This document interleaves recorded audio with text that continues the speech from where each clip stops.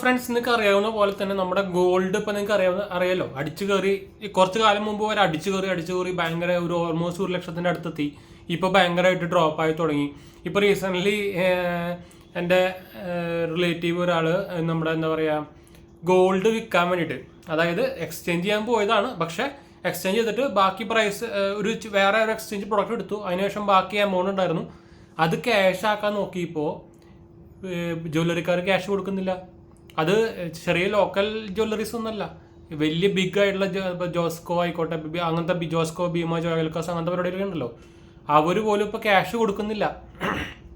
അപ്പോൾ ഈ gold jewellery വാങ്ങിച്ചു വെച്ചിട്ട് വല്ല കാര്യമുണ്ടോ?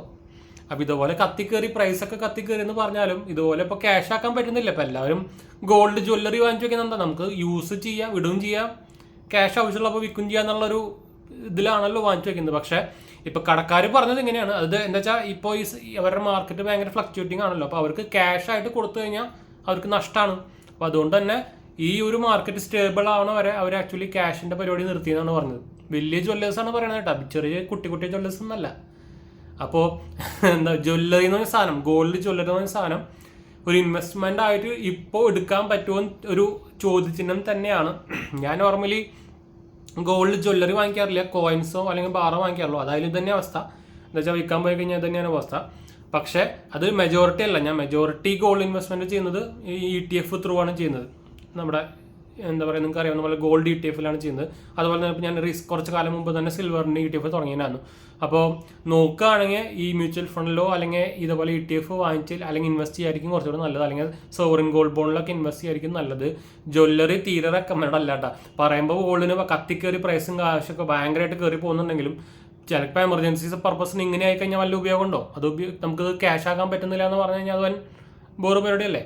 അപ്പോൾ ഇതൊന്ന് എന്താ ഇൻഫോം ചെയ്യാനുള്ളൊരു വീഡിയോ ചെയ്യാൻ മാത്രമേ ഉള്ളൂ. എന്ന് വെച്ചാൽ ഇപ്പോൾ എല്ലാവരും ഗോൾഡിനെ ഇൻവെസ്റ്റ്മെൻറ്റിനെ കുറിച്ചാണല്ലോ വർത്തമാനം പറയുന്നത്.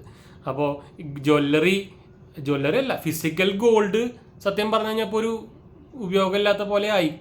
ഇപ്പോൾ എമർജൻസി പർപ്പസിനാണല്ലോ മെയിൻലി നമ്മൾ ഗോൾഡ് വിൽക്കാനൊക്കെ പോകുന്നത്. അപ്പോൾ അങ്ങനെ പോകുമ്പോൾ ഒരു ക്യാഷ് ഇല്ല എന്ന് പറഞ്ഞാൽ പിന്നെ ജ്വല്ലറിയുടെ കാര്യം എന്താ? ജ്വല്ലറി അല്ല, ഫിസിക്കൽ ഗോൾഡിൻ്റെ ഒരു ഉപയോഗം എന്താ?